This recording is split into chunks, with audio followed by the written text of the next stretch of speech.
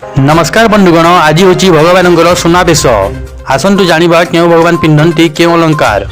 बंधुगण, आज एवं महाप्रभु सुनावेश। रथ उपर महण महण सुनारे सजे हुई भक्त को दर्शन देवे चतुर्था मूर्ति। पवित्र एकादशी तिथि रे तीन रथ उपर ठाकुर हेब सुनावेश।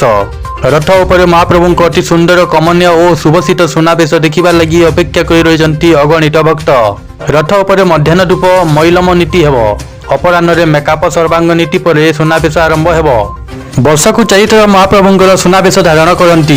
कार्तिक पूर्णिमा, कुमार पूर्णिमा, डोल पूर्णिमा और दशहरा समय रत्न सिंहासन में महाप्रभुंर सुनावेश होता बेले बाहुड़ा यात्रार अंतिम दिन बड़दाण्ड रथ उपर ही श्री विग्रह सुनावेश होता है। भगवान सुनावेश 38 प्रकार अलंकार श्रीजीव मैंने अलंकृत होती। तो दर्शक बंधु, आसतु जाना क्यों ठाकुर पिंधि क्यों अलंकार।